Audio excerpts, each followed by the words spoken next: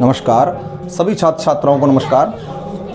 आज हम अपने पिछली क्लास के जो हमने पिछली क्लास में शुरू किया था प्रयोगवाद को, उसका आज नियमित अध्ययन हम आज जारी रख रहे हैं। बीए थर्ड ईयर हिंदी साहित्य के प्रथम प्रश्न पत्र के अंतर्गत हमें प्रयोगवाद पढ़ना है। आधुनिक काव्य की धाराओं में जब हमने आरंभ किया था तो भारतेंदु से होती हुई यह धारा, आधुनिक काल की यह धारा अब हमारे पास कहाँ तक आ गई है? प्रयोगवाद तक आ गई है। प्रयोगवाद के बारे में हमने पढ़ा था कि प्रयोगवाद का आरंभ कब होता है? 1943 से। 1943 में जो तार सप्तक का प्रकाशन हुआ था। तार सप्तक क्या था? 7 कवियों का काव्य संग्रह था, उनकी रचनाओं का, उनकी कविताओं का संग्रह था, जिसका क्या नाम दिया गया? तार सप्तक। तो प्रयोगवाद का आरंभ किससे होता है? तार सप्तक से होता है। इसका संपादन किसने किया था? अज्ञे ने। तो हम कह सकते हैं कि प्रयोगवाद का जो प्रवर्तक है वो किसे माना जाता है?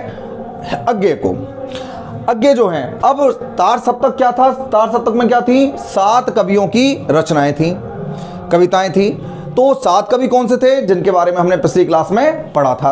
अब हम पढ़ते हैं कि प्रयोगवाद किस सिद्धांत पर काम करता है, क्या उसके सिद्धांत हैं और किस प्रकार की विचारधारा या भाव जो उसके वर्णित हुए हैं वो किस प्रकार से वर्णित हुए हैं, उसके बारे में आज हम अध्ययन अपना आरंभ करते हैं। देखिए, ये हमें पता है कि प्रगतिवाद के बाद कौन सी धारा आती है? अपनी प्रयोगवाद की आती है। अब प्रयोगवाद की जो धारा है यह प्रगतिवाद से इसने यथार्थ को ग्रहण किया, यथार्थ को ग्रहण करके साथ ही मध्यम वर्ग की समस्याओं को, अपने समाज के मध्यम वर्ग की समस्याओं को इसने अपने काव्य में बहुत ही अच्छे प्रकार से उनका वर्णन किया है। तो ये जो काव्य है ये क्या किस पर विश्वास करता है? ये उन सामाजिक समस्याओं को उभार कर लाता है जिनसे आम आदमी का रोज सामना होता है। दैनिक दिनचर्या में जो समस्याएं आम आदमी के लिए पीड़ा का कारण बनती हैं, उसके कष्ट का कारण बनती हैं, उन समस्याओं का बहुत ही यथार्थ वर्णन हमें प्रयोगवाद में देखने को मिलता है। अब साहित्य में यहाँ से एक नया प्रयोग भी शुरू होता है। वो प्रयोग किस प्रकार का था? वो प्रयोग काव्य के क्षेत्र में था, वर्ण विषय के क्षेत्र में था, अलंकार, छंद आदि सभी क्षेत्रों में हमें नए नए प्रयोग इस समय देखने को मिलते हैं। तो देखिए, इसकी जो तथ्य हैं उनके आधार पर देखते हैं प्रयोगवाद के सिद्धांत किस प्रकार के रहे हैं। मैं प्रयोगवाद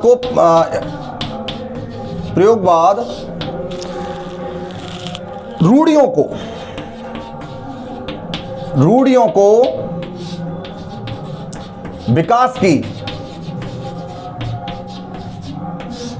को विकास की सबसे बड़ी बाधा मानता है। सबसे बड़ी बाधा मानता है। हम कह सकते हैं प्रयोगवाद किसको? रूढ़ियों को, जो परंपरागत जो रूढ़ियां चली आ रही हैं, जिन्हें मानना लोगों के लिए आवश्यक होना पड़ता था या उनमें वो फंसकर रह जाते थे, तो उन रूढ़ियों को, ऐसी स्थितियों को क्या मानता है? रूढ़ियों को विकास में सबसे बड़ी बाधा मानता है। कौन मानता है? प्रयोगवाद मानता है। अब आगे देखते हैं। यह जीवन की उदात्त विशद बड़ी उदात्त भावनाओं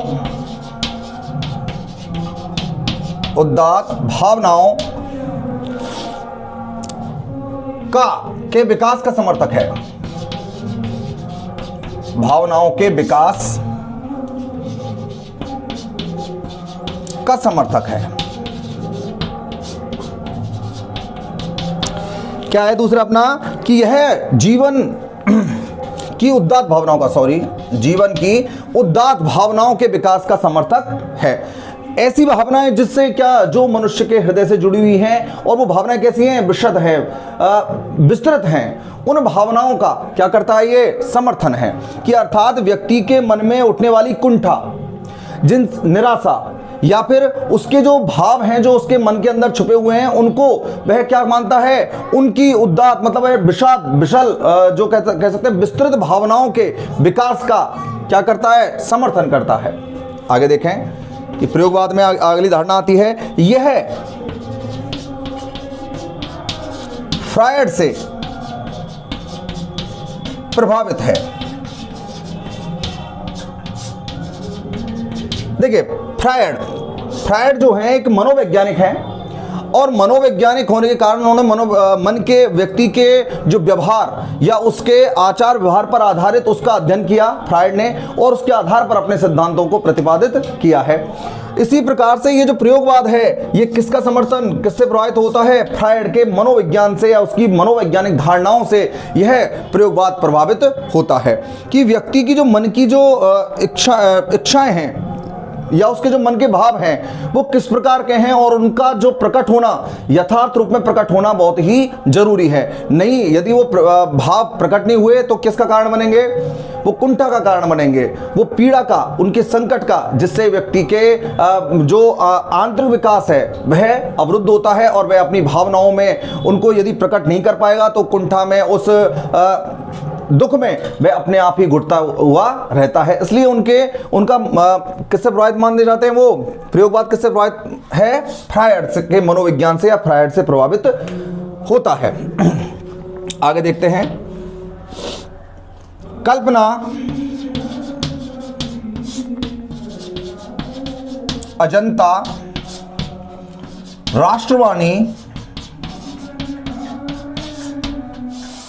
कल्पना अजंता राष्ट्रवाणी, धर्मयुग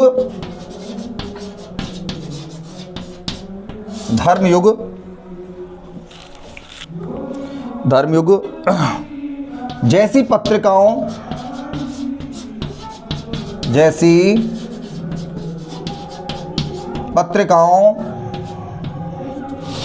में प्रयोगवादी कविताओं को, पत्रिकाओं में प्रयोगवादी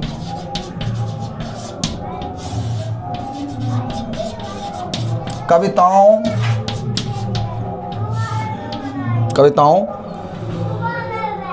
को स्थान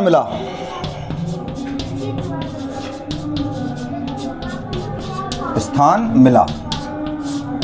देखिए कौन कौन सी पत्रिकाएं हैं जो जिसमें प्रयोगवादी कविताओं का भरपूर समर्थन किया है या उनमें कविताएं छपती रही हैं। कौन कौन सी हैं? कल्पना है, अजंता है, राष्ट्रवाणी है और धर्मयुग जैसी पत्रिकाओं में प्रयोगवादी कविताओं को स्थान मिला है। अर्थात इन पत्रिकाओं में प्रयोगवादी कविताओं की जो कवि हैं उनकी कविताओं को बहुत ही अच्छा स्थान और बहुत ही अच्छा महत्व दिया गया है। क्योंकि देखिए प्रयोगवाद की जो कविताएं थी, जब प्रगतिवाद जो था वह उसमें जो भाषा थी वो कैसी थी? भाषा बिल्कुल कैसी थी? अविधापूर्ण थी, सरल थी, सरस थी, और इसीलिए वह जो भाषा थी वो उपदेशात्मक रूप लेती है। अब बिल्कुल सरल और भाषा होने के कारण वहाँ साहित्य में क्या आती है? थोड़ी सी नीरसता आती है। अब उस सरल भाषा के साथ प्रयोगवादी क्या प्रयोग करते हैं कि उस भाषा के साथ उन्होंने आम जीवन में प्रयोग आने वाले शब्दों को भी जोड़ दिया, जिसमें कुछ अंग्रेजी के भी शब्द हो गए, और अंग्रेजी के शब्द जुड़ने के साथ साथ उसमें आम जीवन में काम आने वाली शब्दावली का वो प्रयोग करने लगे। तो यह प्रयोग साहित्य में क्या था? थोड़ा बिल्कुल नया था। अब इस प्रकार की कविताओं को अपनी पत्रिकाओं में स्थान देकर उसे चर्चित बनाने का कार्य कौन कौन सी पत्रिकाएं करती हैं? कल्पना है, अजंता, राष्ट्रवाणी और धर्मयुग जैसी पत्रिकाएं इस प्रयोगवादी कविताओं को अपने स्तर पर उन्होंने इसका बहुत ही अच्छा इनका महत्व प्रतिपादित किया है। देखते हैं। तो देखिए हमने क्या पढ़ा है? प्रयोगवाद किसको? रूढ़ियों को विकास में सबसे बड़ी बाधा मानता है। परंपरागत जो ढांचा है वो क्या होना चाहिए? समाप्त होना चाहिए। नई चीजों का आगमन होना अब आवश्यक है। यह जीवन की उदात्त भावनाओं के विकास का समर्थक है, विशद भावनाओं का समर्थक है। यह फ्रायड से क्या है? प्रभावित है। यह अर्थात यह का मतलब कौन है? प्रयोगवाद। प्रयोगवाद किससे? फ्रायड के मनोविज्ञान से क्या है? प्रभावित है। पहली बार ऐसी कोई साहित्यिक धारा आई जिसने व्यक्ति के मन की भावनाओं पर गहरा अध्ययन किया है। इसलिए किससे प्रभावित है? ये फ्रायड से प्रभावित है। कौन कौन सी पत्रिकाएं हैं जो प्रयोगवाद का जिन्होंने प्रयोगवाद का समर्थन किया है या प्रयोगवादी कविताओं को अपने काव्य में, अपने पत्रिकाओं में स्थान दिया है? कौन कौन सी पत्रिकाएं ऐसी? कल्पना है, अजंता है, राष्ट्रवाणी है, धर्मयुग है जैसी पत्रिकाओं में प्रयोगवादी कविताओं को स्थान मिला है। अब देखते हैं अगली विचारधारा, देखते हैं कि क्या इसका भाव महत्वपूर्ण रहा है। यहां से देख लीजिए, मैं आपको शॉर्ट में इसलिए कि एक एक लाइन के द्वारा इसलिए बताया जा रहा है जिससे कि आसानी से ये समझ में आ सके, क्योंकि प्रयोगवाद की जो स्थिति है थोड़ी सी हमारे आम जीवन से जुड़ी हुई है, इसलिए उसमें थोड़ी थोड़ी शब्दावली, थोड़ी कठिनता का या कहीं सरल चलेगी तो कहीं कठिन शब्दावली का भी यहाँ प्रयोग आपको देखने को मिल सकता है। देखिए इसको यहां से देख लीजिए। अब यहां से हम आगे इसके तथ्यों पर विचार करते हैं कि और कौन कौन से इसके प्रयोगवाद किन पर आधारित है। देखिए प्रयोगवाद में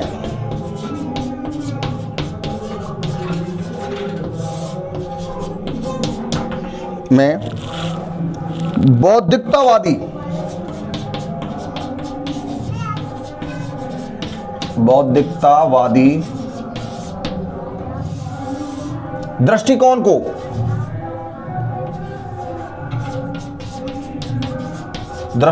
को प्रधानता मिली है।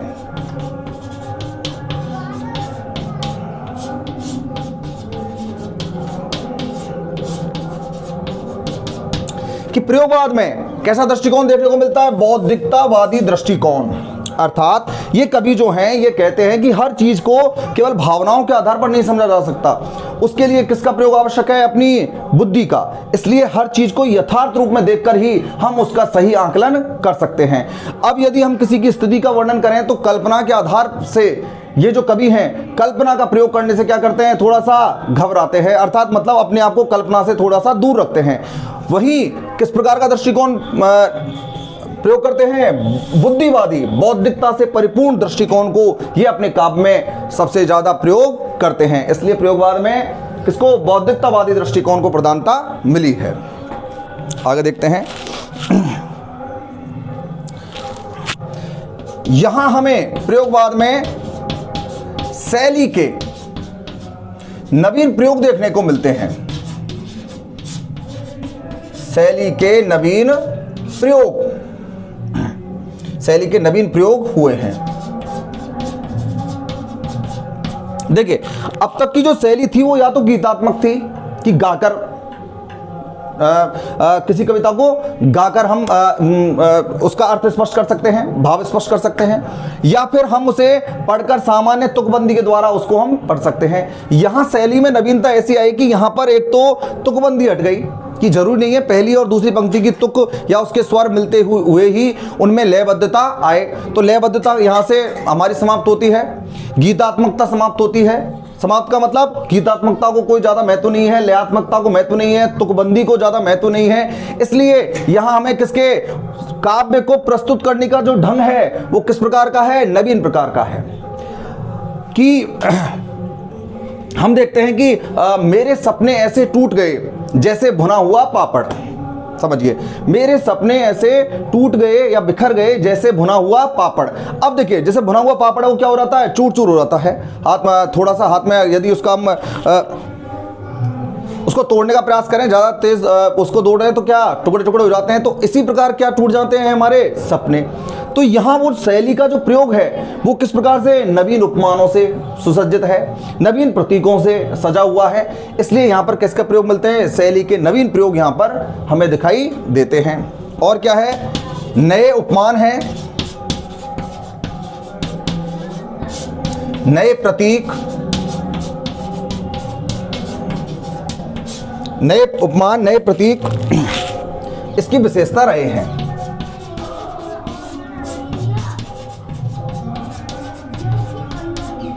विशेषता रहे हैं। कैसे? नए उपमानों का प्रयोग किया है, नए प्रतीक। प्रतीक कहां से लिए हैं? आम जीवन से, मध्यम वर्गीय या समाज से लिए हुए प्रतीकों को ये प्रयुक्त करते हैं। उपमान नए उपमान है, जैसे कि बताया कि मेरे सपने ऐसे टूट गए जैसे, कैसे? भुना हुआ पापड़। कि भाई जैसे कि हमारे सपने की तुलना किससे कर रहे हैं? भुने हुए पापड़ से। तो जो उपमानों में नवीनता आई है वो किसकी विशेषता है? वो प्रयोगवाद की विशेषता है कि इन्होंने परंपरागत उपमानों के स्थान पर इन्होंने आम जीवन से जुड़े हुए शब्दों को उपमान के रूप में लिया है। तो इसलिए यहां पर क्या मिलता है? नए उपमान मिलते हैं, नए प्रतीक इसकी प्रमुख विशेषता रही है। अब देखते हैं कि जो प्रयोगवादी हैं इन्होंने साहित्य के क्षेत्र में, कविता के क्षेत्र में प्रयोग करना आरंभ किया और इनके प्रयोग धर्मी होने के कारण कई बार विवाद की स्थिति बनी कि कविता को ये बिगाड़ रहे हैं और कविता को ये गलत राह पर ले जा रहे हैं, आलोचकों ने यहाँ तक कहा। लेकिन जो अज्ञे थे उन्होंने ये कहा था कि ये जो प्रयोगवादी कवि हैं ये नई राहों के अन्वेषी हैं, अर्थात नई राहों का क्या करना चाहते हैं, खोज करना चाहते हैं कि जो परंपरागत जो साहित्य है उससे अलग नया साहित्य में कुछ आए जिससे कि आम लोग उसको पढ़कर अपने दुख, दर्द या खुशी या आनंद को गर्व से महसूस कर सकें। इसलिए जो अज्ञे हैं वो क्या कहते हैं, प्रयोगवादियों को नई राहों के अन्वेषी कहते हैं, कि जो अज्ञे हैं उन्होंने प्रयोगवादी कवियों को नई राहों के अन्वेषी कहा है। तो इस प्रकार से ये कुछ सिद्धांत थे जो हमने प्रयोगवाद के बारे में पढ़े हैं कि प्रयोगवाद किन सिद्धांतों पर, किन भाव विचारों पर कार्य करता है, किससे वह प्रभावित है। तो हमने देखा कि प्रयोगवाद का आरंभ कब होता है, 1943। किससे, तार सप्तक से। तार सप्तक का संपादन अज्ञे ने किया है। अज्ञे, प्रयोगवाद का प्रवर्तक कौन है, अज्ञे है। इसकी प्रयोगवाद में किस दृष्टिकोण को सर्वाधिक प्रधानता मिली है, बौद्धिकतावादी दृष्टिकोण को मिली है। ठीक है। शैली के नवीन प्रयोग किस युग की विशेषता है, प्रयोगवाद की विशेषता है। नए उपमान, नए प्रतीक किसकी विशेषता है, प्रयोगवाद की विशेषता है। यह किससे प्रभावित है, प्रयोगवाद मनोवैज्ञानिक तौर पर किससे प्रभावित पाया जाता है, फ्रायड से। किन पत्रिकाओं ने इसको, इनकी कविताओं को स्थान दिया है, ये कविताएं हैं, ये पत्रिकाएं हैं। तो इस प्रकार से हमने छोटे छोटे एक एक लाइन का इसका तथ्य लेकर इसको मैंने आपको समझाने का प्रयास किया है कि प्रयोगवाद क्या है और किस प्रकार से वह साहित्य में उसका उद्भव हुआ और किस प्रकार की उसकी विचारधारा रही है। अब इसकी जो प्रवृत्तियां हैं उनको हम अपनी अगली क्लास में आरंभ करेंगे। धन्यवाद।